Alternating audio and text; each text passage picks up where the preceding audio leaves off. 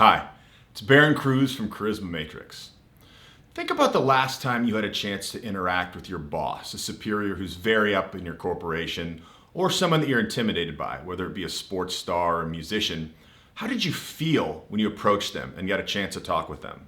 Odds are you felt very nervous, very tense, a lot of energy, maybe a few verbal tics. Maybe you can't speak the way you normally do and you wonder why. Well, this is natural, and human beings are programmed genetically to feel and to act this way around people that they feel like have higher social status than them. But the problem is, what are you doing when you do this?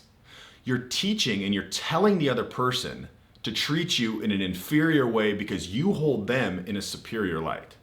So when you go up and they're very calm and you're, did you have a good time out there? Did you get a chance to talk to so-and-so? Nice to meet you, I'm Barron.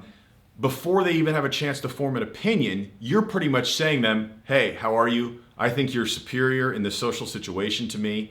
I feel very lucky to be able to talk to you. You probably shouldn't waste much time on me. I'm probably going to make you feel a little bit nervous and you're probably be uncomfortable and try to end this conversation as soon as possible. That's what your sub-communication's communicating, although you're just trying to get across the absolute opposite. So what's the remedy? Today I'm going to talk about comfort. Making people feel comfortable is one of the strongest, most powerful tools that you can have in your charisma toolkit. And at a very advanced level, the person with the highest social status, who it's the toughest to impress, is the person that by having that super icy, very chill calm in their presence is going to impress the most. The reason this is so impressive to people is because it's the most difficult to fake, like we talked about. As a human, we're genetically hardwired to feel all that excess energy and emotion and anxiety when we meet someone of high status because we're thinking, oh, they could do this for me. They could give me an autograph. I'd be so cool. We could get a picture. My friends are going to think I'm awesome. What if they invited me out for lunch or actually wanted to hang out with me? Oh man, it could turn my world around. They could put me on. So that's why we're wired to do that. But it's such an easy tell from people with higher status. It's something you never want to do and you want to control and take small steps to improve. So when you are finally in that situation where you need to make a very nice, calm impression, you're able to do so and be very impressive in a way that majority of people are never able to do. In an interaction, typically the person who's calmer and has less fidgety body movements is the person who feels like they have more social status or authority in that conversation. This is very interesting to observe. Next time you're at work and you see a manager talking to an employee or a CEO talking to an employee, notice the employees will be much more fidgety. They will agree more intensely with quicker head movements. Yes. Oh yeah, I agree. Yeah, I saw that too. Looking for more rapport. Whereas the boss will know if they're going to agree, very calm, very slow and cool body movements, body language, a more calm tonality, indicating they feel like they're superior in that situation. So you can really stand out from the crowd simply by communicating with a very calm, physically calm, slow, low, cool, rapport, neutral tonality by saying anything you want, telling them what you had for lunch or where you went out last weekend, whereas opposed to everyone else who's thinking of all these high-level words, talking about reports and whatnot, because they're communicating it in such a way of inferiority, they're coming across very terrible, whereas they're trying to accomplish the opposite. You're coming across very strong by not worrying about those words, just worrying about what you're communicating with your calmness, with your reserved not monotone, but your reserved rapport neutral tonality. So the way you can improve this is just first take note. Start to observe. In any interaction, they always say one person feels superior, one person has higher social status than the other person. How can you tell this? You can tell this by being 50 yards away. Who's moving more? Whose body is moving more? Who's tapping their leg? Who's fidgeting? Who's flicking a rubber band? Who's agreeing more physically or verbally? And when they are agreeing, is it a confident, okay? Or is it, yeah, I saw that too. I saw the exact same thing. What's the difference? You can tell. I don't have to explain it. So first be able to scout that out. Now, the next time you're in an interaction that you feel that anxiousness and that energy kind of bubble up, note what's going on with you. Are you blinking more? Are you nodding more? Are your hand movements more quick and fidgety? Do you feel uncomfortable? How is that manifesting itself? Are you tapping your toe? You will be. Slow those things down. Maybe you can't stop them completely, but just start to slow them down. You can begin to be comfortable in those situations, and then you can stop them completely. Focus on a calm tonality. Your tonality is going to bring the other person down to the same energy level that you are, or up. So let's talk about how you can use this. You're at a party, and someone there, maybe they're new within the company, and they're very nervous, and they come up to you like, "Oh, Barron, did you get a chance to talk to so-and-so? Did you get to try the hors d'oeuvres? Man, it's so good they brought it in."